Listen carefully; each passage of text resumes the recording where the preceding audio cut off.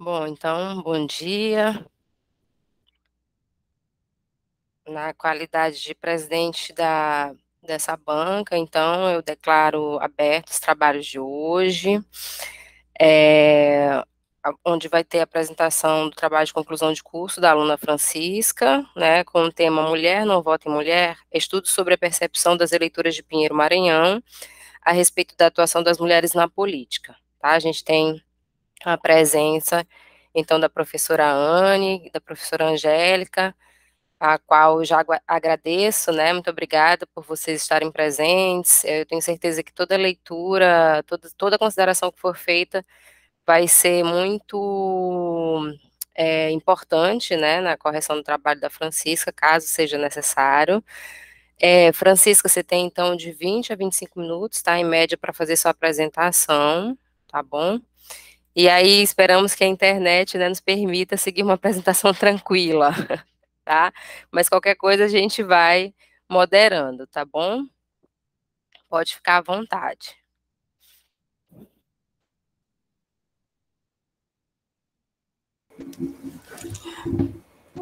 Bom dia, vocês estão me ouvindo bem, gente? Ouvindo bem. Certo, então aqui eu vou iniciar, vou colocar logo os slides.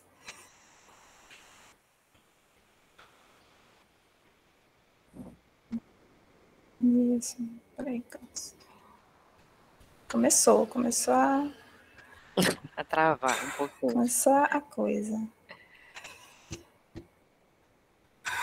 Então, gente, iniciando, né, meu nome é Francisca Dionis, como a professora já falou, eu sou aluna do curso de História no campus da UFMA de Pinheiro. Estou aqui para apresentar o meu trabalho de conclusão de curso, intitulado Mulher não vota em Mulher, estudo sobre a percepção das eleitoras do município de Pinheiro, Maranhão, a respeito da atuação das mulheres na política. Eu fui orientada pela professora doutora Fernanda Cunha de Carvalho. Então, inicialmente, eu gostaria de agradecer a presença e a disponibilidade da banca, formada pela doutora Fernanda, pela doutora Anne e pela doutora Angélica, e agradeço também a todos os demais presentes. Então, a ideia da pesquisa se inicia no ano de 2020, acompanhando as eleições nos Estados Unidos da América, onde pela primeira vez foi eleita uma mulher, né, uma vice-presidente na história desse país, a ex-senadora Kamala Harris. E esse momento de renovação política, onde uma mulher passava a ocupar uma das posições mais importantes do cenário político de uma das nações mais poderosas do mundo, nos leva a refletir sobre essa situação das mulheres na política a nível global. E quando nós voltamos o olhar para a situação vivenciada no Brasil, um país com uma população estimada em mais de 210 milhões de habitantes, onde as mulheres são 53% do eleitorado, nós também temos somente 15% dos cargos políticos ocupados por mulheres, isso a nível de câmaras e prefeituras municipais. Então, da confrontação entre essas duas variáveis, nós chegamos a uma afirmação de que mulher não vota em mulher. Então, é preciso duvidar desses números e contestar essa realidade que se apresenta, buscando descobrir quais são as relações que se estabelecem por trás disso. Então, transformada isso numa hipótese, né, eu busquei como objetivo principal descobrir quais são os motivos que fazem com que as candidaturas femininas não sejam acolhidas de maneira satisfatória pelo eleitorado feminino. E para chegar a esse resultado, né, para atingir esse objetivo, eu precisei seguir alguns passos, alguns objetivos específicos, que incluem o exame da legislação que proporcionou a participação das mulheres na política no Brasil. Eu também trouxe um panorama da atual ocupação dos cargos políticos por mulheres do âmbito das 3 esferas estatais. Eu também fiz uma comparação dos efeitos da implantação das cotas de gênero no Brasil, especialmente no âmbito das candidaturas municipais. Também fiz uma análise da contribuição das medidas promovidas pelas entidades governamentais para incentivo da participação das mulheres na política, e também foi feita uma identificação dos pontos fortes e dos pontos fracos dessa atuação das mulheres na política, de forma a descobrir como as expectativas das eleitoras se relacionam ou não com o perfil apresentado pelas candidatas. A pesquisa tem um cunho quali e quantitativo, e foi desenvolvida majoritariamente através do método dialético. Sendo assim, as informações obtidas na pesquisa de campo foram analisadas e interpretadas levando em consideração os números obtidos dos órgãos oficiais e também as ideias e conceitos discutidos no referencial teórico. O instrumento de pesquisa foi um formulário composto por 20 perguntas com respostas abertas e fechadas, distribuído física e também eletronicamente. A pesquisa de campo, que ocorreu do período de novembro de 2021 a fevereiro de 2022, reuniu as opiniões de 75 mulheres eleitoras do município de Pinheiro, que estavam com a situação eleitoral regular ativa, com a idade entre 20 e 59 anos. Então, aqui eu já chamo a atenção para o fato de que existem vários níveis, várias formas de representação e de participação política, como bem estudam, por exemplo, a Rosamond Schweves e também o Norberto Bobbio, e que aqui neste estudo foram tratadas especificamente as formas de participação e de representação que se dão através da ocupação dos cargos eletivos. Então, agora eu já passo a apresentar alguns dos resultados dessa pesquisa de campo, fazendo uma análise inicial sobre as características gerais dessa população estudada.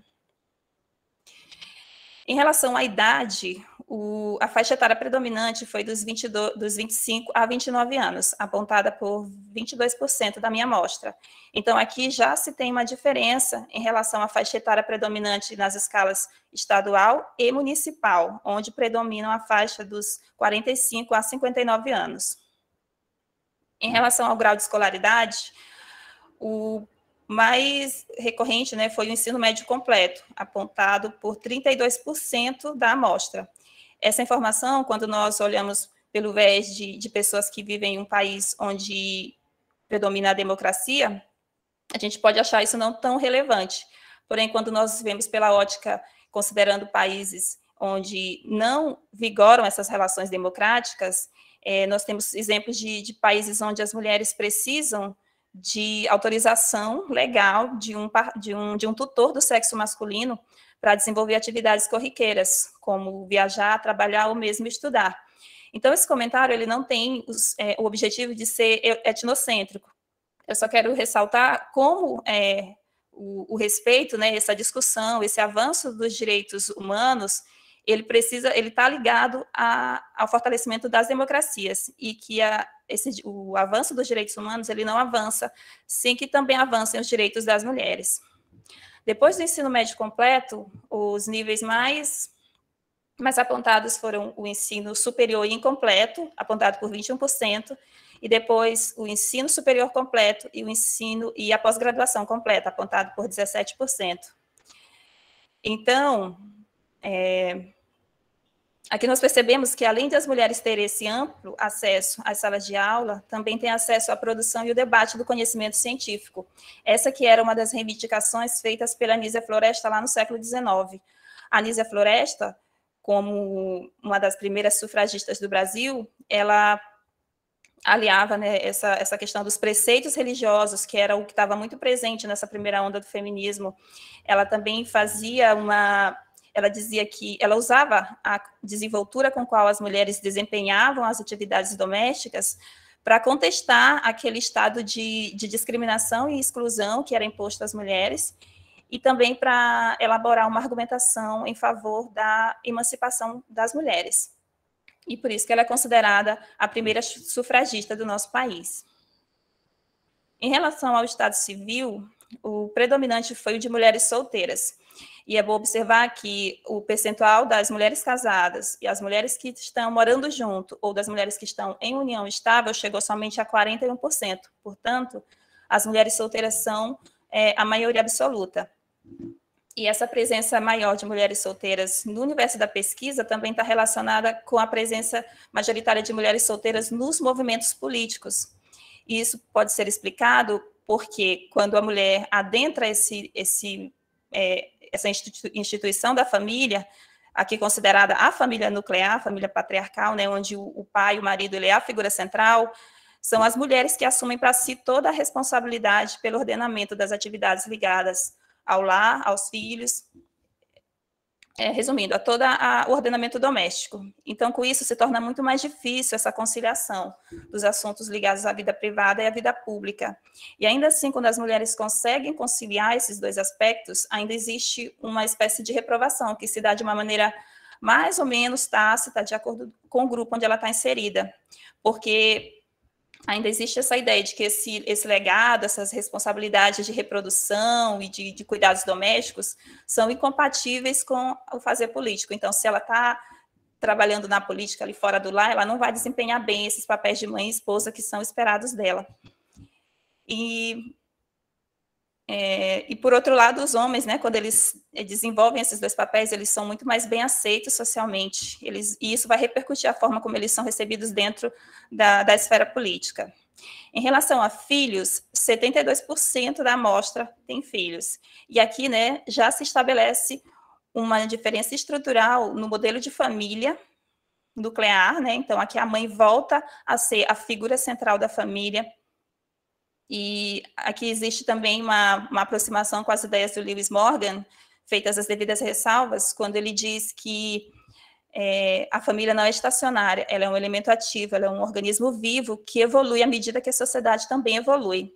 Aqui também existe uma aproximação das ideias da Michelle Perrault e do Georges Duby, quando eles falam que, à medida que são disponibilizadas às mulheres possibilidades de emancipação, elas não precisam mais estar presas a um casamento, a um parceiro, pela questão da dependência econômica.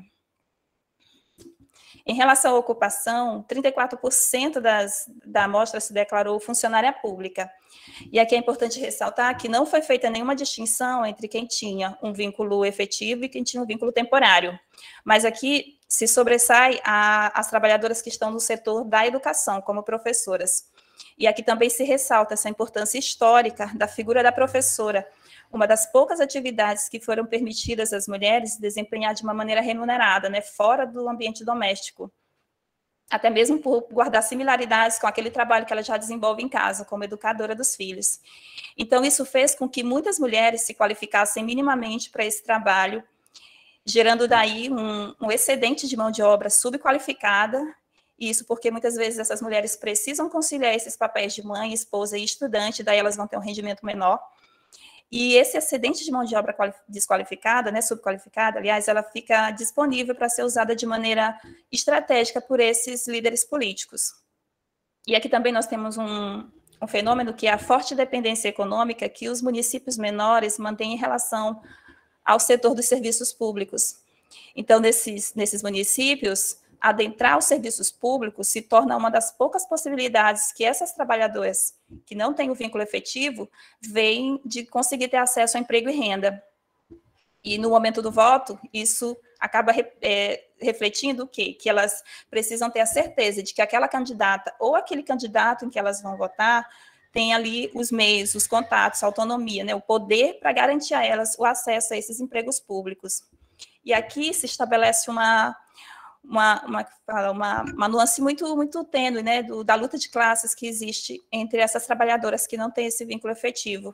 De um lado estão as trabalhadoras que estão empregadas e elas precisam que o quadro de governantes seja mantido para que assim os seus empregos sejam preservados, e do outro lado nós temos as trabalhadoras que estão desempregadas e elas precisam que o quadro de governantes seja renovado para que assim elas tenham a esperança de adentrar esse serviço público. Aqui nós percebemos como as relações patriarcais e clientelistas colaboram entre si para a manutenção desse quadro de desigualdades. Em relação à renda média mensal, a mais apontada foi a renda igual a um salário mínimo, 27% da amostra. Depois também as que vivem com até um salário mínimo. E teve também outras faixas, mas também foi muito relevante a faixa das mulheres que declararam não possuir renda, que chegou a 13%. Então, isso significa o quê? Que essas mulheres que não possuem renda não têm acesso sequer aos programas assistenciais do governo. E aí nós percebemos, quando se compara com aquele gráfico sobre a escolaridade, né, onde as mulheres tiveram acesso à educação básica, estão tendo ou concluíram o ensino superior, nós percebemos que o simples acesso à educação não garante o acesso à renda. E essa situação está muito ligada com essas relações clientelistas que eu analisei aqui no gráfico 5. Foi perguntado às eleitoras se elas já tinham votado em mulheres para a ocupação de alguns cargos. E aqui eu destaco os cargos de presidente da República e os cargos de prefeita, que são cargos do Executivo. Então, percebam, no gráfico 8, que é presidente da República, 77% afirmou já ter votado em uma candidata. Isso se torna muito relevante quando nós consideramos que, num período de mais de 30 anos, desde a redemocratização do país, onde houve 8 eleições e 70 candidatos, somente 8 deles eram mulheres. Por outro lado, em relação ao cargo de prefeita, no gráfico 13, somente 7% já votaram em uma mulher.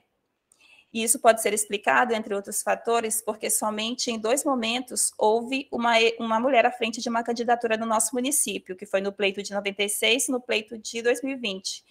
Nesse pleito de 96, somente 36% da minha amostra tinham a idade hábil para votar. E, nesse caso aqui, não tem como garantir, né, saber se essas mulheres votaram ou não nessa eleição. Em relação ao cargo mais recente, que foi 2020, como bem observaram algumas eleitoras, quando elas justificavam o motivo pelo qual não tinham votado em mulheres, diziam que isso se dava porque nunca tinha havido uma mulher à frente de uma candidatura. E quando elas eram informadas sobre esse fato, essas 2 candidaturas, elas diziam que tinham sido candidaturas sem importância, sem visibilidade, por isso nem foram consideradas na hora do voto. Então, eu também quero chamar a atenção aqui para essa faixa mais clara, que está nos 4 discos, né, nos 4 gráficos, que se refere às pessoas que não se lembram de já ter votado em uma mulher, né, para ocupação desses cargos. Então, percebam que nos cargos do Executivo, que eu tenho aqui, que são presidente da República e prefeita, essa ocorrência é muito menos menor. Então, esse voto de uma presidente, de uma prefeita, é uma experiência que se fixa mais na mente das eleitoras. Isso pode ser explicado porque na nossa sociedade persiste uma ideia de que uma prefeita, uma presidente vai decidir tudo sozinho, que esse poder é absoluto, que elas não prestam contas, ou seja, existe uma supervalorização dos cargos do executivo em detrimento dos cargos do legislativo. Então, esses cargos do legislativo, normalmente eles são vistos como complementares, e as pessoas não dão tanta importância, sendo que são esses cargos, né, nesses cargos que estão as pessoas que vão fiscalizar o trabalho, né, desses governantes que estão no executivo, entre outras coisas. Aqui algumas opiniões sobre a participação das mulheres na política sob a ótica das eleitoras. 51% disse que votaria, que daria preferência a uma mulher numa situação onde houvesse 2 candidatos igualmente qualificados, sendo ali um homem e uma mulher. 68% disse que reconhece a importância, né, aliás, a existência, que existe aquela mulher, aquela liderança que faria um bom trabalho dentro da política. E todas reconhecem que é importante haver mulheres atuando dentro da política. E aqui eu destaco um comentário que fala um pouco sobre essa importância. A eleitora diz que considera a sensibilidade feminina importante no sentido de perceber algumas questões que talvez um homem não percebesse. Então, ela fala dessa questão da sensibilidade, que está no rol dos atributos, das qualidades que são consideradas próprias, inerentes ao feminino. E, nesse sentido aqui, ela diz que isso é algo positivo, porque um homem, justamente por não ter esses atributos, ele não perceberia essas questões. Ela diz também que, por ser mãe de uma criança com autismo, se sentiria muito mais representada se soubesse que ali naquele governo, né, na política, existe uma mulher nessa condição representando seus interesses. Aqui existe uma aproximação com as ideias defendidas pela Ana Maria Poncela, quando ela fala que uma maior diversidade de mulheres nas câmaras municipais pode ser útil na questão de trazer resolução de assuntos ligados ao que ela chama de interesses práticos de gênero. Então, aqui nós vemos que o interesse dessa mulher, a preocupação dessa mãe são essas dificuldades de aprendizagem do seu filho. E ela diz que tem certeza que se houvesse ali uma mãe também com uma criança dentro do espectro autista, ela também traria, né, seria mais fácil trazer soluções, né, para acolher essas crianças.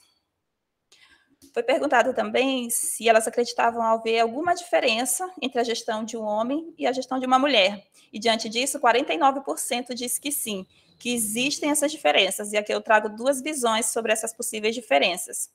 Uma eleitora disse que a mulher é mais atenta e possui um olhar mais sensível. Então, aqui ela destaca novamente essas qualidades que são consideradas inatas, né, da mulher própria ali do nosso imo feminino, né? A atenção, a sensibilidade. Ela também diz que basta ver como a mulher resolve os problemas em casa.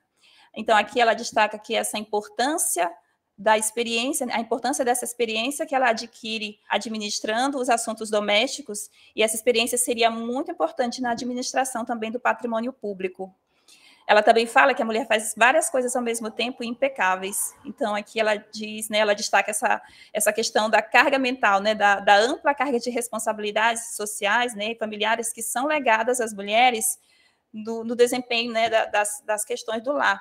E ela diz que, apesar disso, a mulher faz isso de uma maneira muito eficiente. Uma outra leitora traz uma visão diferente. Ela diz que essa diferença que existe entre as gestões, ela não tem relação com o gênero. Isso ocorre porque cada pessoa, né, tem sua vivência, tem sua personalidade, e isso vai fazer com que ela tenha uma maneira própria de liderar, né, de administrar. Foi perguntado também por qual motivo as eleitoras escolheram, né, aquele candidato ou aquela candidata para a ocupação da vaga de parlamentar no município. E aqui duas motivações a serem analisadas. A eleitora diz que pensava que ele poderia arrumar um emprego para amigos e familiares. Aqui ela destaca, né, essa importância que as eleitoras dão para um candidato ou uma candidata que transmite essa segurança de que quando for eleita, vai conseguir fazer com que eles tenham acesso a emprego e renda, que é uma das demandas mais urgentes das mulheres. E aqui também é importante ressaltar que ela quer que essa segurança financeira seja estendida, né, para as pessoas do seu convívio, para seus amigos e familiares. Uma outra eleitora destacou que votou pela candidata a ser mulher e ser preta. E aqui ela ressalta essa importância que existe para ela da representatividade feminina e também da representatividade racial. E ela é muito enfática ao dizer que somente assim se sentiria plenamente representada na Câmara de Vereadores. Foi perguntado também por que existem mais mulheres nos cargos de vice do que nos cargos principais. Então, aqui duas possíveis explicações para esse fenômeno. Uma eleitora disse que o homem vai levar mais votos. Então, aqui já está presente essa ideia de que a política é algo inerente, é uma aptidão natural dos homens, e por isso eles vão desempenhar de uma maneira mais eficiente. Ele diz que isso faz com que ele seja mais visto, mais ouvido, tenha mais espaço, e por isso ele tem mais chances de ser eleito. Uma outra eleitora destaca a questão da falsa representatividade feminina, onde as mulheres são colocadas como vice para transmitir uma ideia de igualdade de gênero. Essa questão é muito, muito importante porque é uma constante na nossa sociedade. Em 2020, houve um recorde de candidaturas femininas, que pela primeira vez chegou ao patamar de 33%. Esses números, eles são muito animadores, mas também devem ser analisados com muita cautela. Aqui do município de Pinheiro, por exemplo, as poucas candidaturas que não tiveram nenhum voto são candidaturas ligadas ao mesmo partido e são candidaturas de mulheres. Então, aqui se vê, né, como a questão, as cotas de gênero que foram criadas para reparar essas desigualdades, elas estão sendo usadas simplesmente para cumprir com o mínimo exigido pela lei.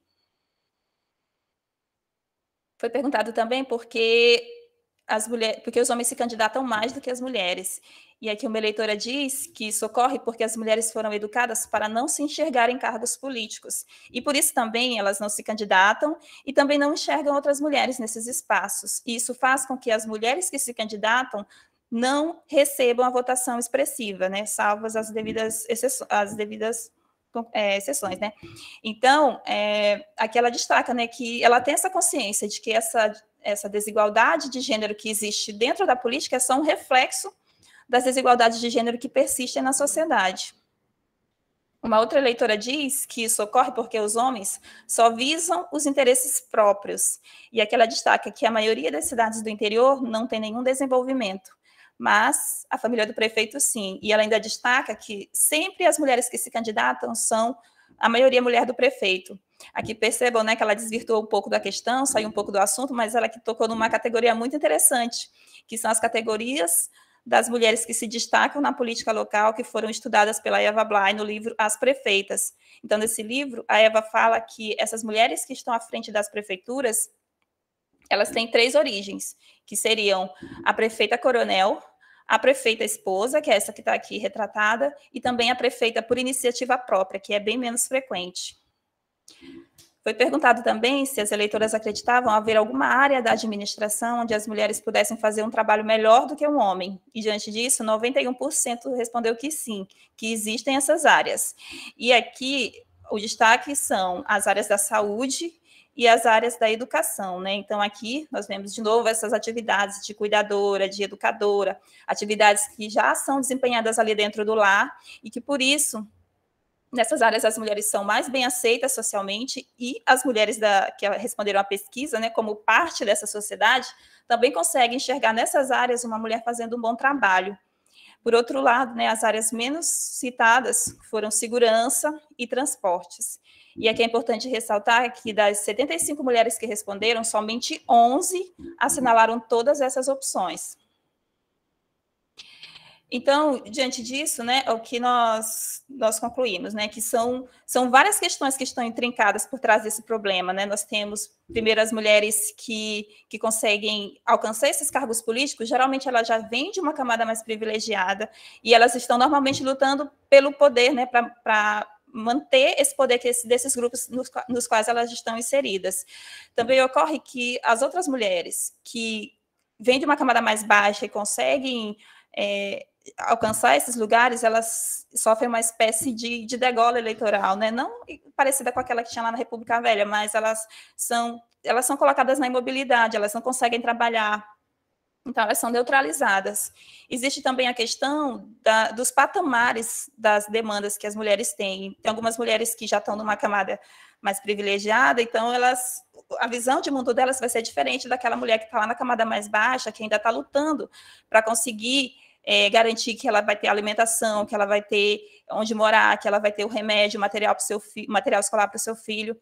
Então, essas demandas, elas são muito divergentes, e é preciso entender isso, que o movimento das mulheres, ele não é um só, ele é formado, ele está intrincado em questões de raça e de classe social, e também não tem como se falar, né, de uma luta das mulheres sem se falar da luta da igualdade entre as mulheres brancas e mulheres negras. Então, aqui a gente concorda um pouco com as ideias da Angela Davis, né, quando ela fala que é preciso haver essa interseccionalidade das lutas. Então, é por esse motivo que eu concluo que não procede essa informação de que mulher não vota em mulher. Então, agora eu só falar aqui só mostrar as referências que eu usei aqui nessa minha explanação, que foram a Eva Bly, o Norberto Bobbio, a Constância Duarte, o Georges Duby, a Michelle Pirrot, o Friedrich Engels, a Ana Maria Poncela, a Rosamund Schrebs e, principalmente, o Tribunal Superior Eleitoral. Então, agora eu devolvo a palavra à banca e agradeço a atenção de todos.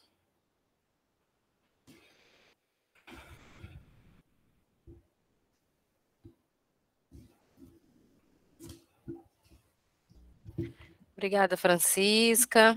Também quero agradecer as pessoas que estão nos assistindo, aos alunos, convidados também da Francisca, né?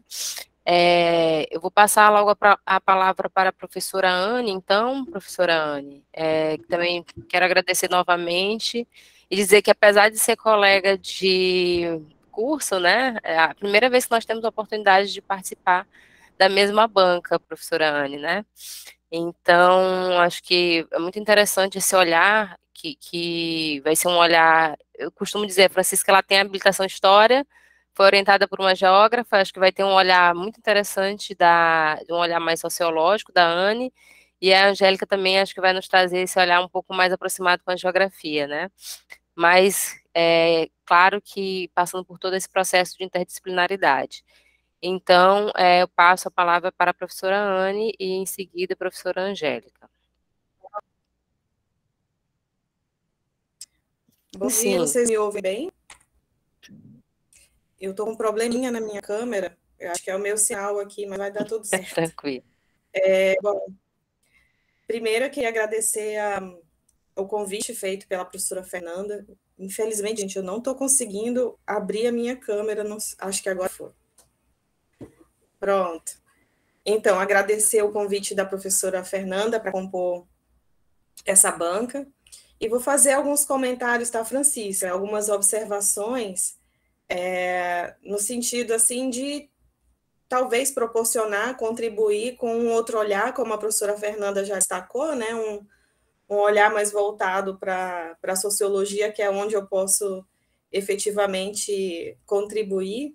E, primeiramente, te parabenizar pelo momento, né, a defesa da monografia é sempre um momento, um ritual muito importante, muito expressivo, significativo na vida acadêmica, e te parabenizar, sobretudo, porque a gente tem uma dificuldade imensa de fazer um trabalho, né, uma monografia em períodos normais, e a gente não está vivendo um período normal, a gente está atravessando uma pandemia com várias limitações, inclusive de incursão metodológica. Você conseguiu desenvolver a sua pesquisa de campo, mas eu imagino que dificuldades tenham aparecido nesse contexto, e a monografia em si já é um exercício que nos coloca para um fôlego mais profundo, e você conseguiu, né, chegar até aqui, conseguiu apresentar o seu trabalho, apresentar a sua pesquisa, e eu te parabenizo por esse momento. Também te parabenizo pela escolha do tema, dado que a gente vive um momento particularmente significativo no nosso país, que é justamente um período eleitoral, onde os dados do TSE que você traz no seu trabalho, e que a gente também já observou pelas publicações, pelas pesquisas apresentadas do próprio órgão, né, que a gente tem uma expressividade de eleitoras, de mulheres que são candidatas, e que tem também essa expressividade de mulheres votantes.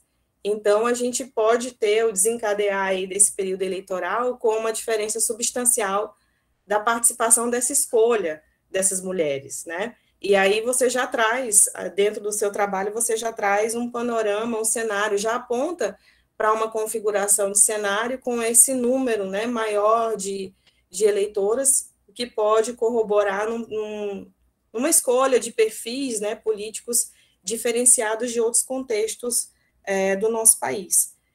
Chamar atenção também já para a configuração do teu título. Eu achei muito interessante o teu título, já trazendo uma pergunta que remete pela própria pergunta a relação do teu trabalho, né, que é o que tu vai discutir, a temática geral sobre política e gênero, quando você já faz essa demarcação no próprio título.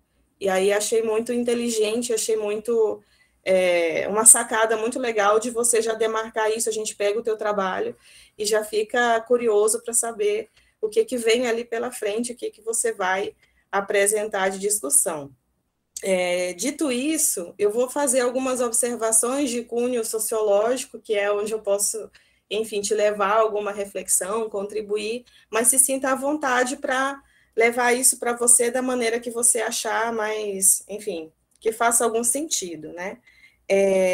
O primeiro ponto que eu chamo a atenção é a perspectiva já do argumento que aparece no teu título e que aparece no trabalho, de maneira geral, sobre a percepção de que não existe esse depósito de confiança das mulheres no voto para outras mulheres, né? Em alguns momentos você fala sobre isso, como se houvesse ali algo de cunho estrutural que levasse essas mulheres a uma resistência, né, enfim, participar do processo eleitoral e depositar essa confiança do voto em outras mulheres, embora no final do seu trabalho você desconstrói isso, né? Você fala que não é bem isso que acontece. Mulheres votam, sim, em mulheres, mas, de toda maneira, quando você elenca isso, o fato de que mulheres não depositam confiança no seu voto em mulheres, e parte dessa problematização, enquanto problematização, eu acho que é extremamente pontual e significativo para as escolhas que você faz no seu trabalho. Mas isso me remeteu muito na sociologia a uma discussão do Bourdieu, quando ele vai desenvolver a pesquisa, o trabalho dele sobre o poder simbólico, né? Que é justamente essa leitura, essa percepção de que existem estruturas estruturantes que levam, pela relação de dominação e de poder estabelecida, sobretudo entre os gêneros, essas marcações entre masculino e feminino, onde a gente encontra essa gramática, né? Essa gramática de poder que favorece um dos gêneros. E aí esse gênero favorecido não é à toa que é essa gramática, essa normativa masculina, que aparece muito, inclusive, nas falas que você traz aqui no seu trabalho. Eu achei muito interessante quando você traz aqui pontuações e discute sobre essas questões que algumas mulheres relataram para você, de remeter à questão da participação feminina ou da qualidade do trabalho feminino, de alguma maneira, colocando isso numa relação, chamando para discussão a questão da sensibilidade feminina, ou como apareceu aí na tua entrevistada, né, um olhar sensível. Então, todas essas questões que aparentemente são atreladas quase que de maneira biológica, nessa demarcação quase que biológica, né, de docilidade, de fragilidade, ou de que a mulher está muito mais voltada, o campo feminino é o campo da maternidade, como você vai passo a passo, desconstruindo essas questões, né?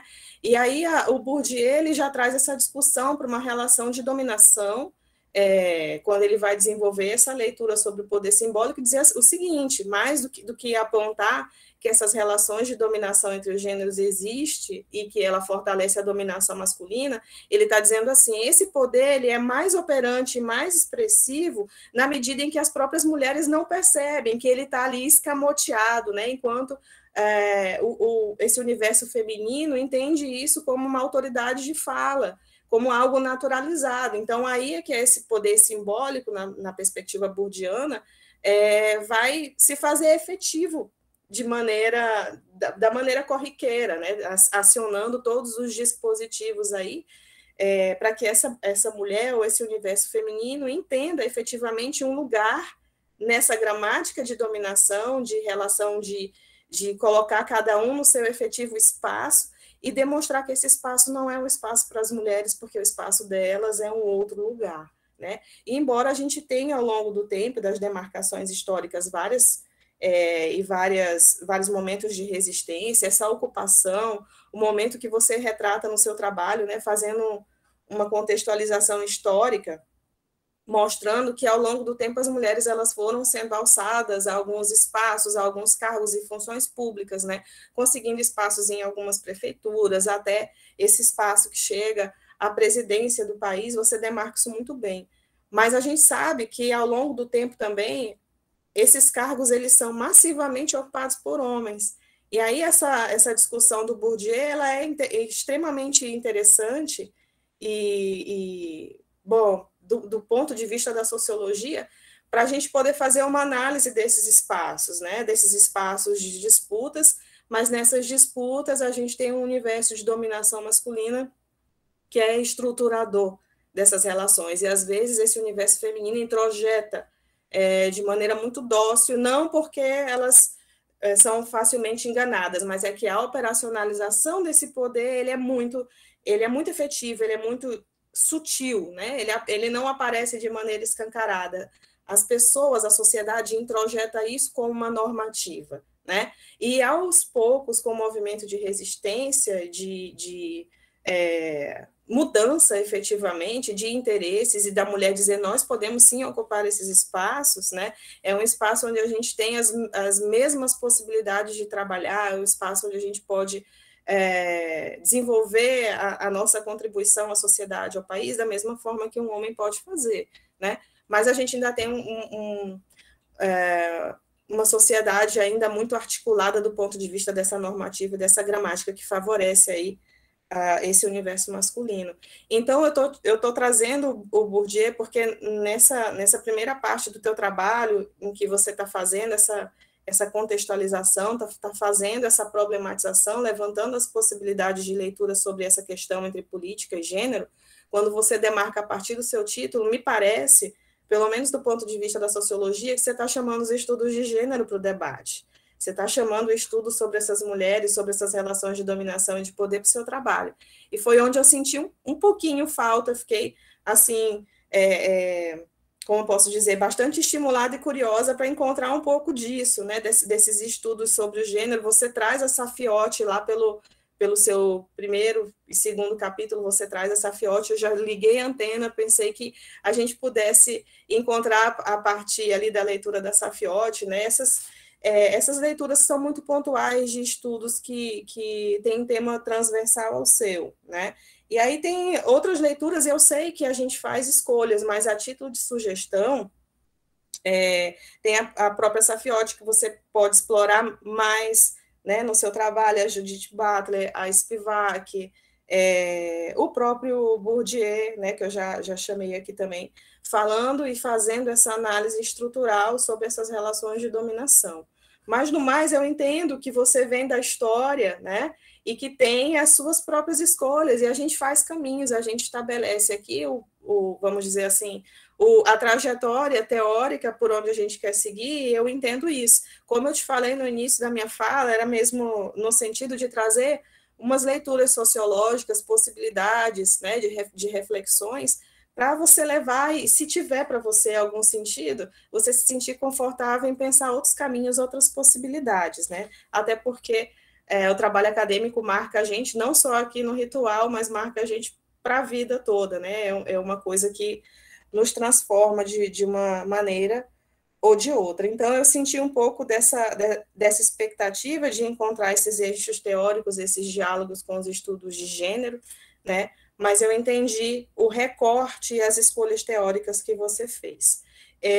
Eu vou trazer outras observações junto com essa, vou tentar não me alongar muito para não ficar uma fala muito, enfim, muito enfadonha. Só chamar a atenção do ponto de vista estrutural do trabalho, que apesar de ser um trabalho longo, extenso, para mais de 80 e poucas páginas, assim, na minha percepção, talvez enxugar um pouco mais a introdução, se não me engano, tem 9 páginas, né? E a tua conclusão também de grande fôlego, acho que com 5 páginas, e aí a gente sempre pensa estrategicamente esses espaços do trabalho, esse esqueleto que a gente chama da monografia, para a gente, apesar de ter esse fôlego, né, da gente querer contar essas histórias, falar sobre essas mulheres, falar sobre a relação entre gênero e política, que é o que você faz de maneira muito, muito suave e muito informativa, né? Você informa muita coisa, inclusive do ponto de vista da contextualização histórica, que eu acho que é uma fonte muito, muito boa, muito importante para nós, dentro dos trabalhos e recortes que a gente faz em Pinheiro, na Baixada, de modo geral. Mas eu só achei que ficou, em relação à tua introdução e à tua conclusão, achei que ficou extenso.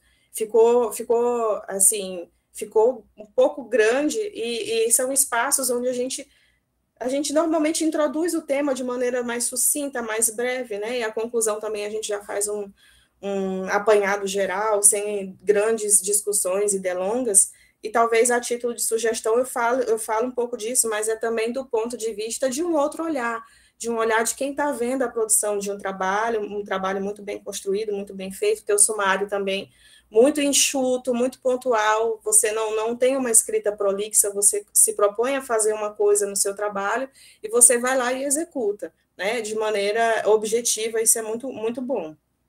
Mas, como eu falei, chamando a atenção desses dois tópicos do teu trabalho, né, e aí eu já remeto também a tentar explicar por que eu estou falando isso, porque logo na tua introdução tu já faz discussão sobre leis, você traz aí o Decreto-Lei 8.727 de 2016 e você explica, né? Então eu já vejo a discussão propriamente dita do teu trabalho ali na introdução, né? E aí eu fiquei um pouco assim temerosa em relação à extensão do fôlego, né, propriamente dito, mas isso também, numa outra perspectiva, demonstra aprofundamento que eu acho extremamente interessante. Ainda nesses aspectos que eu estou falando para você, talvez como sugestão, né? Colocar esse tópico de introdução e pensar ou refletir sobre um outro tópico de metodologia, porque você também exaure e fala muito de como você realizou o trabalho, isso é legal, é importante, tem que ter mesmo. Um bom trabalho acadêmico, ele tem que ter uma boa apresentação de metodologia, e você faz isso. Mas talvez dividir em tópicos não deixe a tua introdução tão longa, né? Mas eu entendo também que, eu falo como historiadora que também sou, nós historiadores temos essa coisa de falarmos, né, de de precisarmos escrever bastante, pelo menos eu sinto um pouco isso nos trabalhos de historiografia, me coloco nesse lugar também, e também já fiz coisas assim, né? Mas só do ponto de vista mesmo de enxugar o trabalho, como sugestão, enfim, ou como algo que te leve à reflexão, a pensar esse aspecto aí de talvez dividir a introdução com metodologia e enxugar um pouco a introdução. Mas isso não tira de maneira nenhuma o brilho do teu trabalho, o teu estilo de escrita é muito suave, a gente lê o teu trabalho com uma sede, né, uma expectativa de ver o que a gente vai achar lá na frente, porque a gente já se sente curioso, a gente já fica com essa expectativa alta, então, realmente, isso não de maneira nenhuma vai impactar negativamente o teu trabalho, é só um outro olhar de quem está de fora, tentando te levar a algumas reflexões. Também do ponto de vista do estilo da escrita, achei alguns parágrafos longos demais. Eu precisava voltar em alguns momentos para voltar a retomar o fio da reflexão, né? Porque você tem essa profundidade. E quando a gente escreve assim com esse estilo, utilizando parágrafos mais longos também, isso de alguma maneira vai levar o teu leitor, às vezes a gente se perde um pouco, mas a gente se encontra de novo, supera esse obstáculo e aí vai para frente. Talvez só pensar em parágrafos mais curtinhos do ponto de vista do estilo da escrita do teu trabalho, mas como eu te disse, Francisca, isso não tira de maneira nenhuma o brilho da tua construção, teu trabalho muito bem construído. Eu disse que eu não ia me alongar muito, mas, bom, eu vou tentar fechar aqui, porque eu não quero ficar falando demais. Mas é só para dizer também que, já puxando a tua parte qualitativa do trabalho, que é onde você elenca as perguntas e vai fazer a discussão sobre elas, eu já abro um parênteses para dizer que eu fico muito feliz em ver no nosso curso alunos que fazem a opção por um método quanti-quali. Não é usual, né? Pelo menos eu não tenho participado assim de muitas bancas e que os alunos chamam essa linguagem das estatísticas, dos dados, né, das discussões numéricas. Então, eu fico muito feliz também de encontrar um trabalho como o seu que tem esse recorte metodológico. Acho que esse é um caminho extremamente importante. Não é porque a gente está na área da licenciatura em Ciências Humanas que a gente não pode fazer a adoção por um método como esse. Eu fiquei extremamente satisfeita de ter percebido que você escolheu esse caminho. Particularmente, é um caminho que me agrada demais.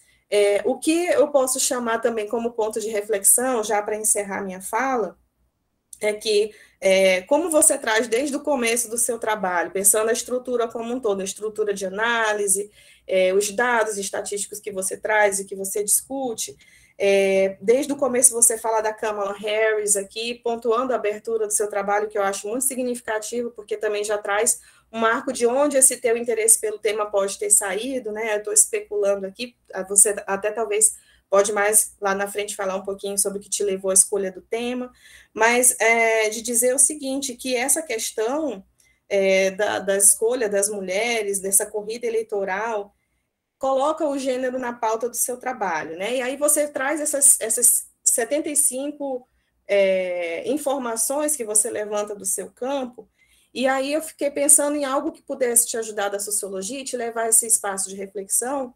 E eu pensei muito no Michel Foucault. Ele tem uma obra chamada Ordem do Discurso, que é extremamente relevante para a gente pensar essa análise, né?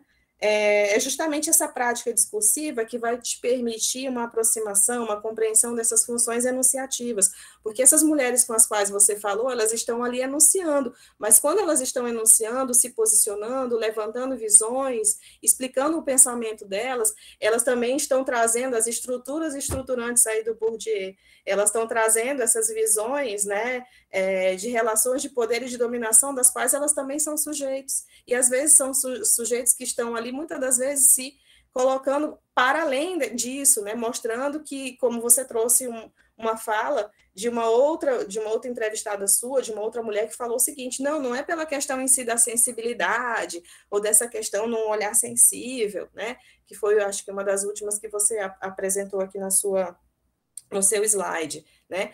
Esses enunciados, eles levam a gente para um caminho de significados que estão ali no plano do discurso, né? E que vão refletir as relações espaço-temporais, vão refletir as relações de poder, elas vão trazer uma demarcação de contextualização, né? Dessa normatividade em que a mulher, nessa corrida, nessa grande largada, ela já larga queimando a largada. Isso não é à toa, isso está ali nos tentáculos dessas relações de poder. Então, enfim, te chamar a atenção que, de repente, pensar o próprio discurso que você traz dessas mulheres a partir de um eixo que trabalha análise de discurso, pode ser um caminho, inclusive, reflexivo para a gente descobrir outras coisas que estão ali nos não ditos ou que aparecem de maneira escancarada numa frase ou outra e que reforçam essas relações de poder que, sobretudo no universo da política, desfavorecem as mulheres. Então, é isso. Desculpem a fala longa, mas eram algumas implicações de reflexão sociológica que eu me permiti trazer, contribuir de alguma forma, mas dizer que eu entendo as suas escolhas, os seus recortes, e te parabenizar mais uma vez pelo momento e pelo trabalho muito suave da gente ler. Obrigada, professora Fernanda. Obrigada, Francisca. Obrigada, professora Anne. Então, eu passo para você, Francisca, para fazer suas considerações aí das falas da professora Anne. Professora Anne, muito obrigada pelas ponderações. Realmente, em relação a, principalmente, vou falar primeiro da questão dos parágrafos longos, do introdução, conclusão ser longa, né? Eu realmente tive esse problema, a professora, toda vez que eu mandava e-mail para a professora, ela falava assim, eu fazia um e-mail enorme, assim, escrevia, sei lá, 1 terabyte, aí ela, não, eu vou resumir aqui, responder para ti num áudiozinho, ela manda um áudio de 1 minuto e responde tudo, eu tento ficar explicando, né? Então, realmente, eu sei que existe esse problema. E olha que os parágrafos longos, eu ainda diminui, assim, porque ele estava maior antes de eu mandar para vocês a versão, que seria a versão final, eu acabei diminuindo, mas realmente eu tenho, acho que eu leio muito romance, assim, eu tenho meus problemas, né, eu leio muito José Montello, então, assim, eu tenho essa coisa de ficar me delongando, isso daí. E, assim, a respeito do título, né, o título é interessante, porque quando eu levei essas estatísticas, a professora Fernanda, ela me adotou no meio do caminho. Eu estava assim, eu tranquei o curso durante 3 semestres, e aí quando eu voltei, assim, eu não tinha, não sei nem o que eu vou fazer aqui, eu tô só assistindo aula. Aí quando apareceu a disciplina de TCC, eu já tinha esses dados, assim, eu já tinha pensado assim, eu quero fazer algo no âmbito da política, que é algo que me interessa muito, e também essas questões de gênero. E aí eu já tinha essas informações, aí quando eu fui apresentar para ela, né, o que seria o pré-projeto, aí eu levei essa questão, disse, professora, mas está aqui, mulher não vota em mulher. Ela não. E assim, eu tentando convencer ela de que, não, mas os dados estão aqui, os números estão aqui, está tudo provado. Então, ela me ajudou muito nesse sentido de enxergar essas coisas que estavam por trás desses números, né? E aí, ela até me mandou um dia desse, acho que foi um áudio de alguém, acho que foi uma amiga da professora Angélica, né, que comentou, mas isso aí é um fato, não é uma percepção. Realmente, as mulheres não votam, e ela acabou depois ela acabou assim que ela acabou. Depois pensou, não, mas é porque quem são as mulheres que a gente lê? Quem são as mulheres que a gente vota? Então, ela acabou depois fazendo uma reflexão que ela mesma talvez não tenha percebido, que ela depois chegou a essa conclusão de que as coisas não são assim. Então, essa questão do título foi uma sacada da professora Fernanda mesmo. Em relação ao Pierre Bourdieu, eu tinha certeza que alguém ia falar dele. Eu tinha certeza. Porque tem essa questão, né, do poder simbólico. Só que, assim, eu confesso que eu não tenho uma leitura aprofundada do Bourdieu, e assim, o pouco conhecimento que eu tenho sobre esse poder simbólico, ele fala que é um poder que existe como se fosse exercido de uma maneira, como se ele fala assim, que fosse inconsciente, que os homens manifestam isso inconsciente, as mulheres reproduzem esse poder inconscientemente. E isso aí eu já não concordo, se vocês observarem. Nas argumentações das mulheres que responderam a minha pesquisa, elas têm essa consciência de que elas estão numa posição de dominação. Então, eu não acredito que seja assim, dessa maneira inconsciente, né? Por isso que a gente tem as feministas lá da segunda onda, né? Que eles chamam das feministas radicais, que hoje é erroneamente achar que quer morte aos homens, mas não é isso, né? Essas feministas radicais, e também levando essa questão, né, das qualidades que são própria das mulheres, isso aí está lá no livro da Beth Friedan, né, que é a mística feminina, ela estudou isso lá nos Estados Unidos nos anos 60, ali naquele contexto da contracultura. Então, no caso também ela fala, tem uma delas, que eu não estou lembrando exatamente quem é, que ela disse que, levando para essa ordem do feminismo radical, que ela disse que não aceita essa questão de que homens sejam aliados da luta das mulheres, porque esses homens se beneficiam, mesmo quando eles estão ali, eles apoiam a luta, eles não reproduzem, mas eles se beneficiam disso. Então, por isso que ela disse que não é possível aceitar essa ajuda dos homens, porque eles não vão assim, que eles vão lutar para acabar com os próprios privilégios, isso não ocorre. Então, assim, foi uma escolha de eu não citar, de eu não falar do Bourdieu por esse motivo, e também o Foucault, né? Eu sabia que ia ser falado, mas assim, eu optei por trazer mulheres, porque é justamente a gente pensar esses espaços, por que a gente dá tanto espaço para esses pensadores, esses homens, e essas mulheres que fazem esses trabalhos não têm. Então, a gente vai falar de um trabalho de mulher que assim, são poucos os homens que eu trouxe aqui na minha referência. E, inclusive, assim, existe uma, não sei se procede, existe uma ideia de que as próprias ideias do Marx ele seria plagiado da Frida Tristan, né? Então, isso aí eu já trago uma análise que parte do marxismo e eu já fico assim, gente, eu devia ter estudado mais para eu poder contestar isso aqui. E então, eu não tenho segurança para afirmar isso. Então, foi nesse sentido, de realmente trazer essas mulheres para esse debate. E, em relação à senhora falou lá da lei, né, que eu cito lá na introdução, essa lei, eu falei justamente, que eu cito também o Koselleck, né, onde ele fala que os conceitos, eles variam, né, da época para época, então, a gente não pode pensar num conceito que foi estudado lá nos anos 60 com o mesmo sentido que ele teria agora, né, também depende da sociedade e do lugar onde ela está, né, do espaço, do tempo. E aí, eu citei essa lei para a gente mostrar que aqui no Brasil a gente tem essa questão do nome social, né, da identidade de gênero. Então, para dizer, existe essa lei que me permite que eu entreviste aqui mulheres trans na minha pesquisa. E foi justamente para situar essas mulheres dentro da minha pesquisa, entendeu? Foi nesse sentido. Perfeita, professora Fernanda. Obrigada, Francisca. Eu que agradeço, professora. Muito obrigada. Obrigada, Francisca. Agora eu passo a palavra para a professora Angélica. Também é um imenso prazer, professora Angélica, que a gente tenha essa oportunidade de matar a saudade aí, né? Conhecer a professora Angélica nos percursos acadêmicos da vida, e fazia muito tempo que a gente não se olhava, né? Então, é um imenso prazer estar com você aqui na banca, e fique à vontade. Primeiramente, quero agradecer o convite da Francisca e da Fernanda, falar que é um prazer estar compondo essa banca feminina junto com a professora Anne.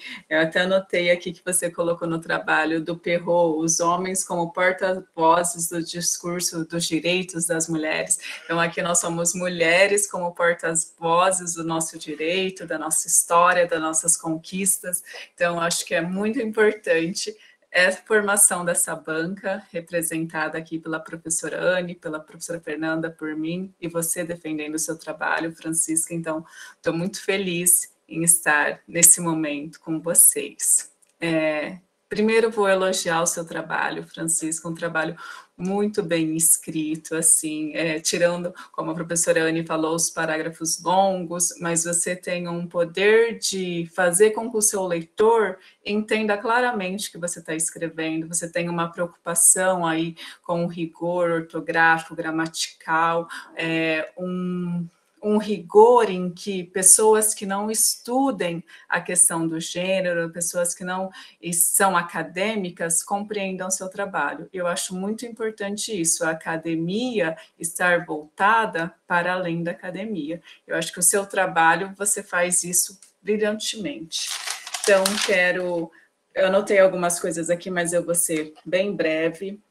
Elogiar o seu histórico que você desenvolveu aí sobre a questão do voto.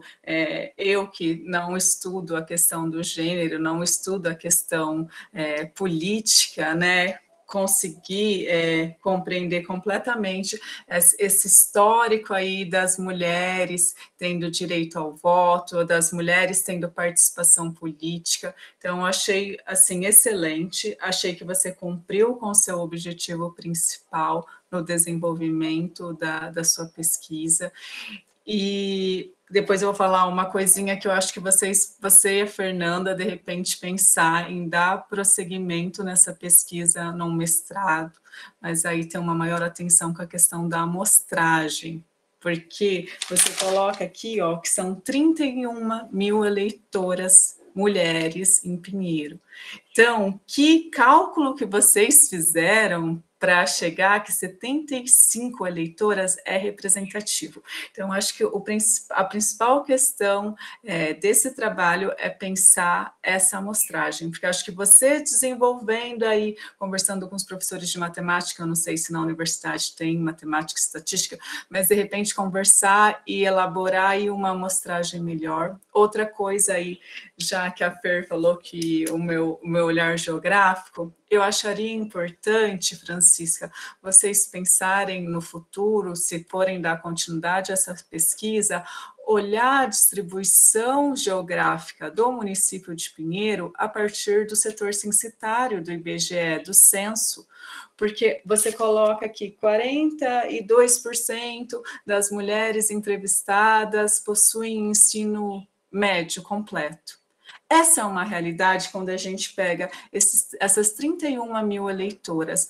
É uma realidade que contempla essas 31 mil eleitoras? 42% dessas 31 mil eleitoras de Pinheiro tem o ensino médio completo? Então, acho que seria interessante vocês fazerem essa pesquisa num futuro, uma continuidade, pensando a questão da divisão do setor censitário, porque aí vocês têm diferenciação aí, pensando econômica principalmente, renda, educacional, porque aí o IBGE, o censo, já dá essa informação para a gente, para vocês iniciarem aí a pesquisa, fazendo essa distribuição da amostragem do trabalho de vocês, pensando uma distribuição, a distribuição desigual do município de Pinheiro, porque infelizmente todos os municípios brasileiros a gente tem essa distribuição desigual de acesso à educação, de acesso à renda, de acesso à dignidade humana mesmo, e assim vocês já têm esses dados, essa informação estabelecida para vocês determinarem aí os locais que vocês irão aplicar essas entrevistas. Então, acho que é importante pensar nisso, se vocês forem dar uma continuidade na questão da amostragem e na distribuição dessas entrevistas, porque aí também você coloca, não sei quantos % das mulheres são funcionárias públicas. Qual é o percentual das eleitoras de Pinheiro que são funcionárias públicas? Então, acho que é importante essa pesquisa demonstrar de fato como é composto esse eleitorado feminino de Pinheiro. Achei muito interessante que você colocou na evolução das candidaturas, né? E acho que ali você já podia fazer um link com a distribuição dos cargos, porque você fala dessa evolução, aí você faz uma crítica sobre essa evolução, apontando que a gente tem uma evolução, mas que essa evolução ainda é tímida pelo número de candidatas que são eleitas, né? E logo depois, assim, algumas páginas depois, você vai falar da distribuição dos cargos. Então, acho que ali seria um momento importante, porque aí você coloca, no Executivo Estadual, 1%. No Executivo Municipal, 12% dos cargos são ocupados pelas mulheres. Senado Federal, 11%. Então, por mais que nós tivemos uma evolução da candidatura de 22% em 96 para 33% em 2020, esse número não é representado aqui, porque você faz uma crítica em relação a essas candidaturas que são apenas porque são obrigadas pelos partidos, né, a terem essa representação feminina, mas eu acho que seria interessante também você fazer esse link já diretamente com a distribuição dos cargos, para mostrar que a gente teve uma evolução de 11% nas candidaturas, aí você mostra aquele dado falando da questão de que as mulheres são sendo colocadas nessa candidatura apenas para cumprir cota, porque tem muitas mulheres que não recebem nenhum voto, então, quer dizer, nem elas mesmas votaram nelas, né? Então, é bem instigante entender que candidatura é essa. E aí fazer esse link com a questão da distribuição dos cargos. Achei muito interessante quando você falou da questão de que nós, mulheres, não tínhamos direito a votos, que o Afrânio de Mello foi lá e falou que nem é interessante isso para as mulheres, porque mesmo se for concedido esse direito ao voto, elas nem têm interesse em votar. como assim? Então, que importante que é, né? Tudo que nós evoluímos, isso foi em 1917. Então, como é importante toda essa nossa evolução, estarmos aqui compondo essa banca hoje, extremamente 100% feminina. Então, como que tudo isso evoluiu? Então, como que tudo isso é importante? Achei muito legal você falar da questão histórica do Rio Grande do Norte, algo que eu não sabia. Fiquei muito feliz em ver a região nordestina aí como protagonista nessa questão, né, do voto feminino. E aí tem um outro momento que você traz uma outra relação das mulheres governadoras, como existe um predomínio da região norte e nordeste, sul, um estado apenas o Rio Grande do Sul, sudeste só um estado, o Rio de Janeiro, com representação de mulheres à frente do governo. Então, como que existe de fato esse pioneirismo na região norte e nordeste, pensando aí a questão das candidaturas de ocupação de cargos por mulheres, como que isso é importante? E aí eu gostaria de falar para você e para a Fernanda, se pensar a conclusão de um outro modo, sabe por quê? Porque eu fiquei pensando o seguinte, no seu trabalho você fala, as mulheres votam em mulheres, a conclusão é essa, as mulheres votam em mulheres, mas os dados não mostram isso. Então, como que na pesquisa as mulheres se posicionam favoráveis ao voto em outras mulheres? A gente tem aqui, que 68% acredita nessa liderança feminina, 51% preferem mulheres, 68% que a mulher vai desempenhar um bom trabalho, 100% acredita que é importante a mulher ocupando cargos políticos, mas por que quando a gente olha lá a relação dos votos, a gente não tem isso? E é isso pensando no município de Pinheiros, quando votou na presidência, 77% votou em mulher, e a gente percebe isso também um pouco com as duas eleições da presidenta Dilma, né? Então, como que isso foi significativo também para o voto feminino. Mas em deputado federal, 47%, deputado estadual, 60%, Senado, 40% apenas. Então, se é extremamente importante as mulheres votarem em mulheres, se elas têm essa consciência e se elas respondem isso afirmativamente no questionário, por que a realidade, quando a gente olha os dados de Pinheiro, não é isso? Pinheiros, perdão. Então, eu acho que é importante a gente também fazer essa relação, ainda mais com o seu trabalho pautado aí na dialética, dar uma conversada aí entre esses dois dados. Eu acho que seria bem importante para essa conclusão, porque a gente, por esse questionário, a gente tem certeza que as mulheres votam em mulheres. Mas por que com os dados aí que essas mesmas mulheres forneceram, a gente não tem essa representação toda? Acredito que para prefeito, igual está no trabalho também, nem sempre tem candidatas mulheres, né? Mas e para os outros cargos? Por que o dado concreto aí da eleição de 2020 não é igual a esse questionário? Então, acho importante vocês colocarem essa diferenciação aí entre ao que as mulheres se posicionaram na entrevista e o que os dados estão mostrando. E talvez também até fazer uma pontuação aí nessa parte, ou na introdução, ou na conclusão, falar que o trabalho não teve uma abrangência em todo o município de Pinheiros, porque talvez isso nos responda essa questão, porque dentre dos 100% de mulheres que foram entrevistadas, a gente tem esse percentual aqui de mulheres que votam em mulheres, mas e o restante da população que não foi atingido por esse questionário, a gente não sabe. E como essa amostragem, a gente tem uma falha aí nessa questão dessa amostragem, talvez seja esse fator que indique essa diferenciação. Então, acho que para ser metodologicamente correto para a questão da amostragem não ser um empecilho para a conclusão desse trabalho, explicar por conta do contexto pandêmico, né? Foi tudo muito mais reduzido, mas já falar que não abrangeu o percentual que seria importante abranger para, de fato, conhecer o voto dessa eleitora, mas que dentre as entrevistadas, a pesquisa contempla que mulher vota em mulher. Eu acho que é interessante vocês colocarem essa ressalva, por conta que talvez alguém vai ler e falar assim, mas essa amostragem não é significativa. Dentre 31 mil eleitoras, a gente entrevista 75. Mas eu acho que é o principal ponto aí para vocês colocarem, porque de resto, para mim, esse trabalho está muito bem elaborado, muito bem escrito, uma escrita de fácil acesso, que todas as pessoas que lerem conseguem entender. Você tem uma escrita muito precisa, Francisca. Você consegue mostrar para o seu leitor aquilo que você está pensando.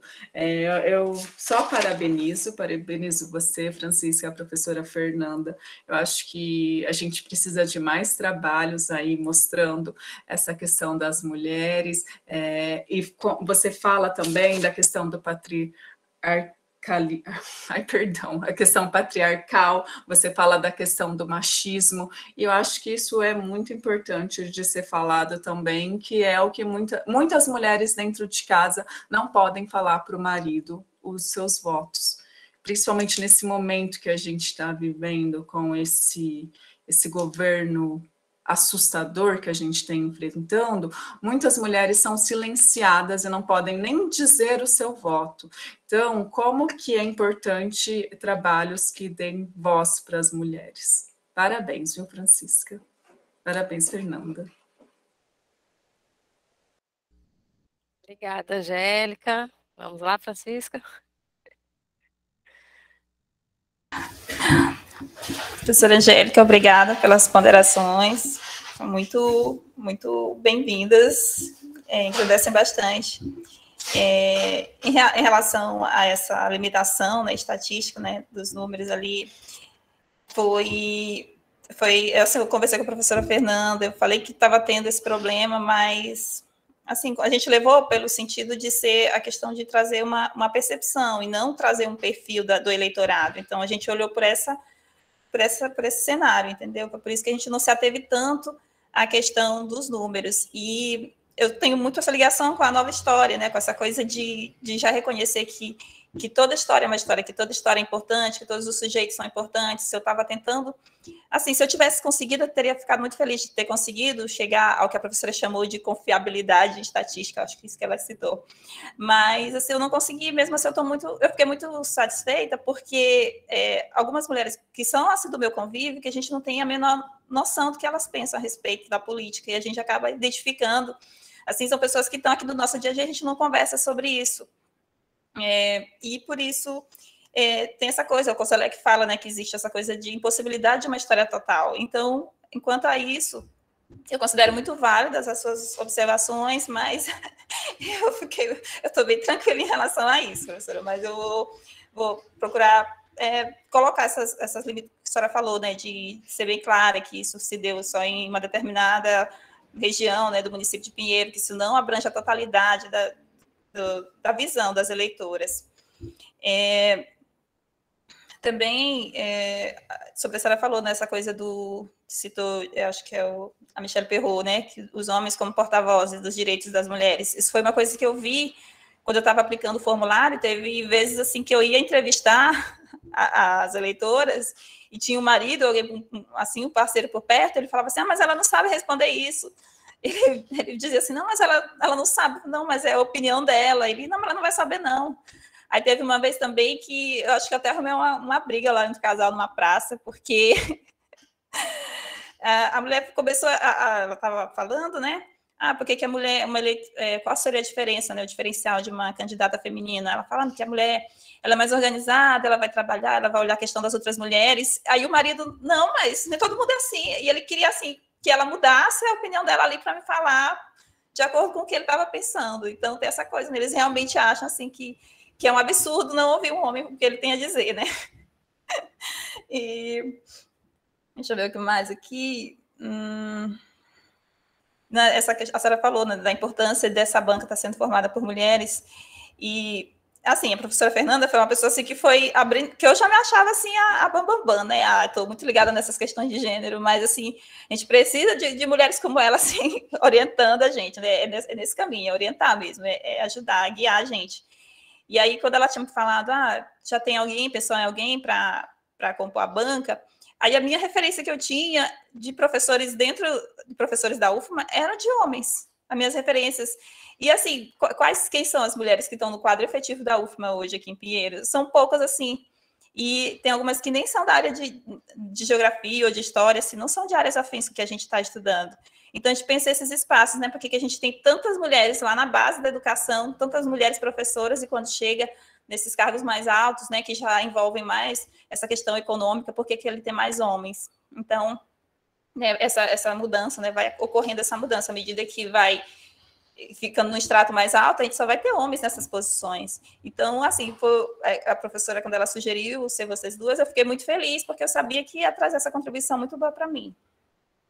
Eu acho que é só isso aqui mesmo, professora. Obrigada, estou muito feliz com as suas observações. Então, tá bom. Eu vou fazer uma pequena observação, quebrar um pouco esse protocolo, só para dizer, Angélica, que, na verdade, a Francisca, ela se preocupou muito com essa questão estatística. Ela me mandava e-mail, professora, mas eu não vou conseguir fazer, exatamente por conta da pandemia, né? Eu não vou conseguir fazer. Eu disse, não, Francisca, então tudo bem, a gente se apega à oralidade, né? Então, que foi um mérito do quali quantitativo da gente mesmo, foi mais nessa intenção, né? Mas era uma preocupação e eu concordo. Acho que para um posterior estudo, né, que eu pretendo que a Francisca continue, eu não sei se ela vai querer continuar, mas eu acho realmente que a gente tem que se apegar a essa questão mais estatística, que também é um pouco do cunho do geógrafo, viu, Francisca? Então a gente tem, apesar desse processo, a gente tem essa preocupação mais com esse ponto quantitativo.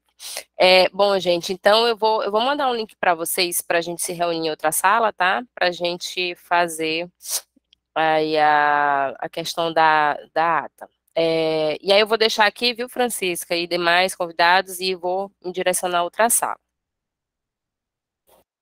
Certo, professora, obrigada. Vou tentar bater um papo aqui com eles agora. Obrigada, professora Anne, professora Angélica, muito obrigada.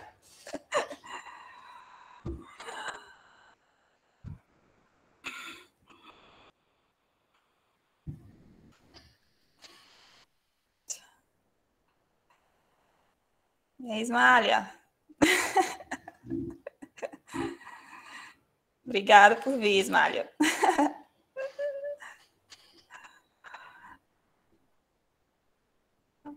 Professora Nelma, obrigada. Nem tinha visto aqui, meu bem, a Imagine respondeu. Vivi, Aurélio, obrigada. Professor Vitor.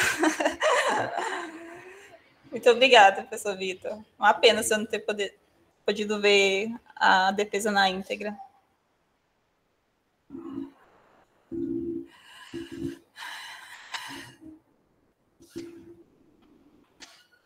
Obrigada, Francisco.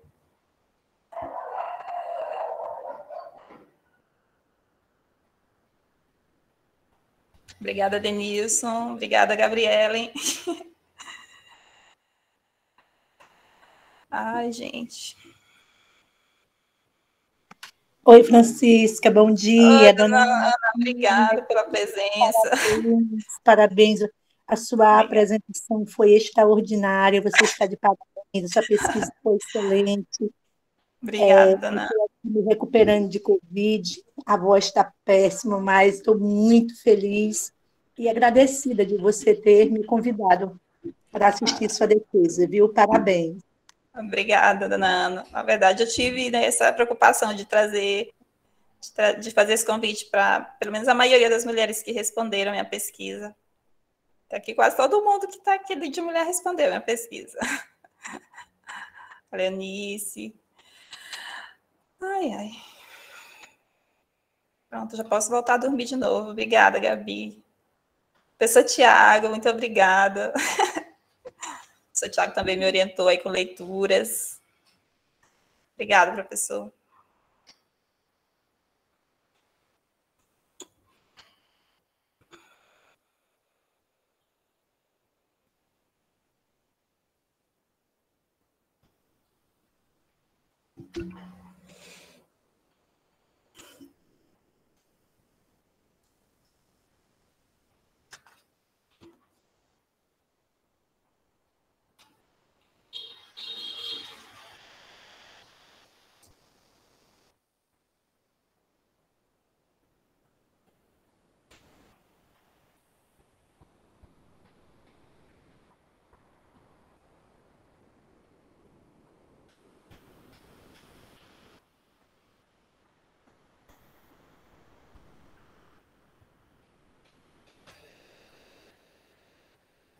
Ah, dona Ana, tá tranquilo. A parte mais difícil foi apresentar. Meu trabalho tinha muito probleminha de erro de digitação, que a gente lê 1000 vezes, aí os erros vão passando, né? Aí eu estava preocupada com isso, mas elas nem se ativeram a esses problemas assim. E aí eu mandei uma errata de última hora para sanar esses problemas que eram mais pontuais, assim, que iam comprometer mesmo as informações que eu ia passar aqui. Então, realmente, eu tô tranquila, assim. Porque, gente, foi um caminho tão doloroso fazer essa pesquisa. Passa um filme, assim, na cabeça da gente.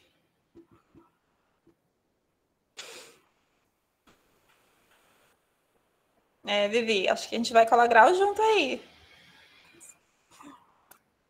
Se tudo der certo, né?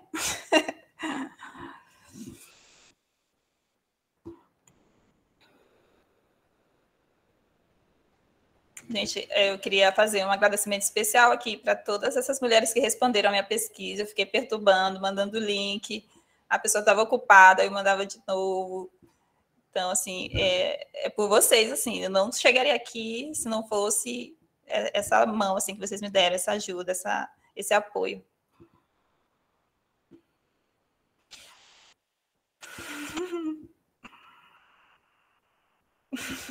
Denilson.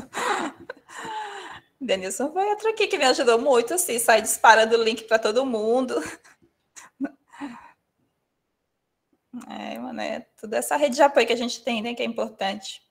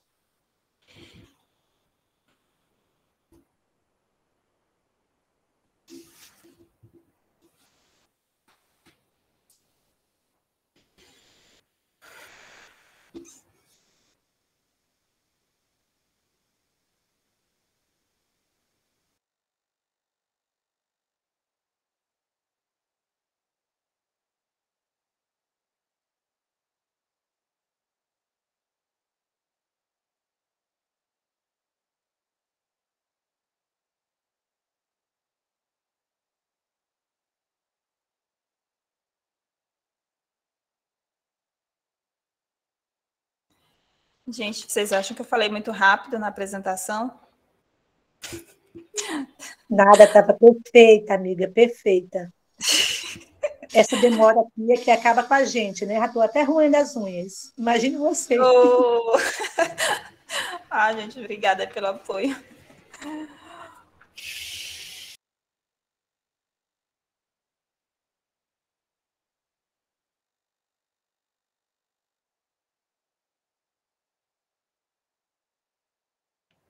Gente, e esse momento, né, da pré-defesa, assim, é algo muito estressante, né? Eu lembro que eu ainda estava finalizando a minha, aí eu vi a Vivi postando que ia apresentar dela, que ela estava nervosa. Aquilo me deu uma ansiedade, assim, eu fiquei me sentindo tão mal, e eu tentando, assim, falar, não, Vivi, vai dar tudo certo e tal. Tentando passar força para ela, mas eu mesma estava nervosíssima. É interessante, né, isso.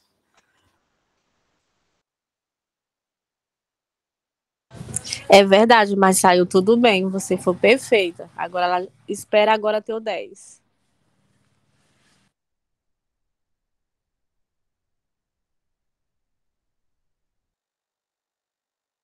Parabéns mais uma vez, Dione, saudade. Eu sabia que Obrigada. você ia arrasar. Eu dei uma saidinha aqui, não deu para, não estava conseguindo conectar novamente, mas foi só o finalzinho já da Angélica, das considerações da Sim. Angélica. Ah, mas eu estou imensamente feliz. Todos, quando eu sei que vão apresentar, eu ainda estou nesse processo, né, de organização ainda do meu, mas eu sei que, virgem, deve dar um frio na barriga, deve dar uma ansiedade, sentir tanta coisa, não come direito, não dorme direito, mas é um corpo, né? De alguma maneira manifesta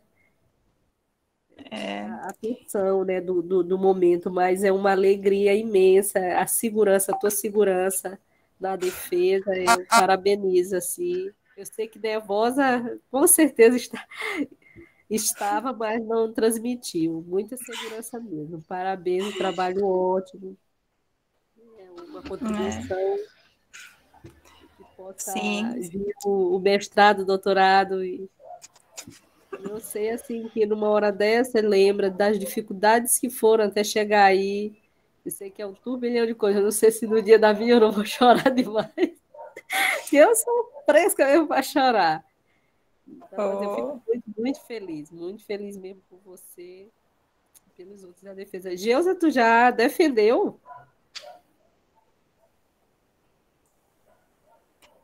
Geusa? Vivi defendeu, acho que foi no começo do mês, ou no final do mês, acho que foi no final do mês. Eu perdi essa defesa, mas que bom que ela já defendeu. Ela apresentou em segredo, não contou para nós. Não quis, tá vendo? Mas é bem assim, é uma coisa meio kamikaze, a gente convidar um monte de gente, que se a gente for esculachado pela banca, a vergonha maior. Não, eles vão só considerar. Eu falei, não, eu vou convidar exatamente para não ter como eu fugir no dia, assim.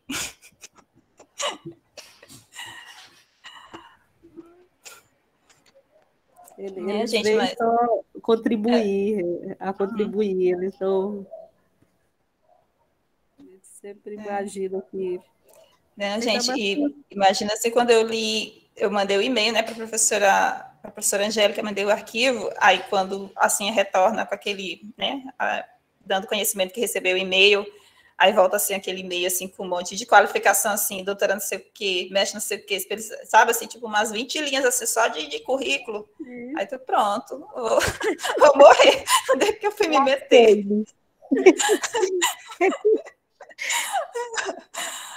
Ai.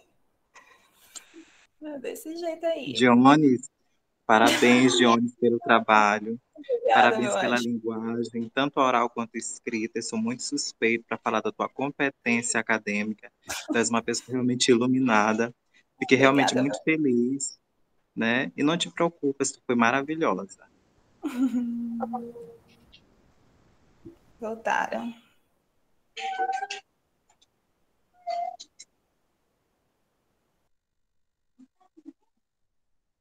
Professora Fernanda, eu já voltei, é só a minha câmera que está com aquela instabilidade novamente, mas estou presente. Ah, ok. Deixa eu só projetar aqui a ata.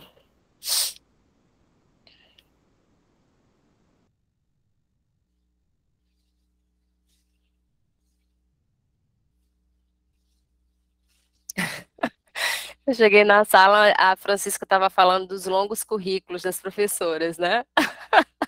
Um comentário extra, eu acho muito engraçado ela. Toda vez que ela olha, ela diz assim, professora, vocês têm um currículo muito grande, vocês não têm vida. É muito engraçado. Ai, Teve esse medo mesmo, estava falando, que quando retornou o e-mail, né, confirmando que tinha recebido o arquivo, aí eu olho assim, aí o e-mail tem umas 20 linhas assim, doutora mestra, especialista, aí eu, eita, onde é que eu fui me meter? Vamos lá. Passa prata.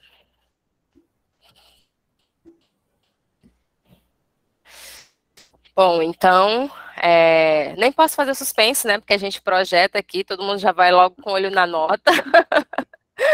Mas seguindo o protocolo, então, ata de defesa pública do trabalho de conclusão de curso, aos 18 dias do mês de julho de 2022, às 9 horas, em sessão pública na sala virtual do Google Meet, na presença da banca examinadora, presidida pela professora doutora Fernanda Cunha de Carvalho, composta pelas examinadoras professora doutora Anne Carolina Nava Lopes, professora doutora Angélica Vieira de Lopes Souza.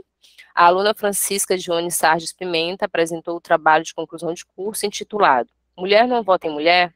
Estudo sobre a percepção das eleitoras do município de Pinheiro, Maranhão, a respeito da atuação das mulheres na política, como requisito curricular indispensável para a integralização do curso de graduação interdisciplinar em Ciências Humanas, com habilitação em História.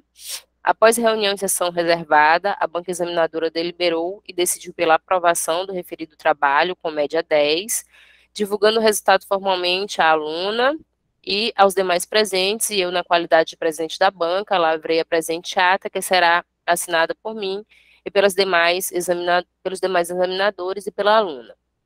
Tá, então, parabéns, Francisca. Já falei da qualidade do seu trabalho, já tinha te falado antes, né? Espero aí que você continue, faça eco a essa proposta do teu trabalho de luta, né, das mulheres, não fique só na graduação, tá? Deixe ecoar aí todo o seu conhecimento, leve isso adiante, né? Você tem um potencial muito grande, você tem uma capacidade muito grande, não duvide de si, tá? Nem das suas qualidades, e que você continue, né? Eu sempre te disse, você é uma aluna com muito potencial e um perfil de orientanda muito bom, tá? Então, parabéns, esse mérito é todo teu, né? Não fui eu que fiz a definição do título, eu só orientei o processo, e esse mérito realmente é todo teu, tá? Parabéns. Obrigada, professora. Obrigada, professora Anne, professora Angélica. Obrigada também, mais uma vez, a todas essas mulheres que responderam a minha pesquisa, né?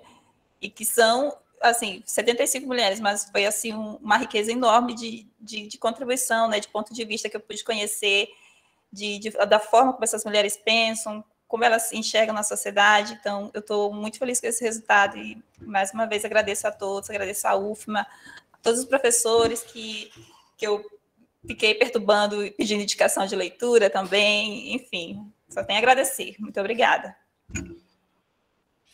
Obrigada, gente. Pena que a gente não está junto aí para se abraçar, né, comemorar essa vitória, esse rito que é tão importante para a gente, mas brevemente a gente está se encontrando, tá, gente? Obrigada a todo mundo que teve essa possibilidade, né, de assistir esse trabalho hoje. Mais uma vez, obrigada, professora Anne, obrigada, Angélica. Espero que a gente se encontre em breve.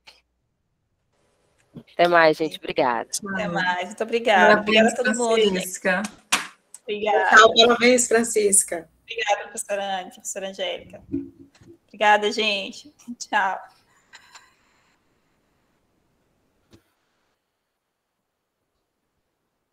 Francisca. Sim, professora. As observações que a gente vai seguir, de fato, tá? Eu conversei com as professoras, elas disseram que nem precisa seguir as observações ao pé da letra, né? A gente vai só, nessa introdução, a gente vai tentar dividir só nessa parte da metodologia, acho que é uma marcação interessante, né? A gente divide, tipo, aspectos gerais, aspectos metodológicos, nem precisa ser subitem, só faz uma divisãozinha mesmo, tá? E depois, só colocar uma nota de rodapé resolve dessa questão. E eu pensei que a gente tivesse colocado, a gente não colocou da representatividade amostral? Eu acho que sim, eu acho que está lá mas é porque deve estar lá na conclusão, e elas não devem ter Vamos conferir. Vamos conferir direitinho. Se não tiver, tem que ir para a introdução, na parte da metodologia, na verdade. A gente já reforça essa questão da representatividade amostral, tá? E junto com essa representatividade, a gente coloca a questão do que os dados não abarcam a totalidade, aquilo que a professora Angélica falou, tá bom? Isso supre a necessidade do trabalho, tá tranquilo, elas falaram que não tem maiores problemas, tá bom? Então aí você faz essas adequações, me reenvia, que é para a gente fazer o depósito final, tá? Professora, qual é o prazo para eu enviar? Geralmente são 15 dias.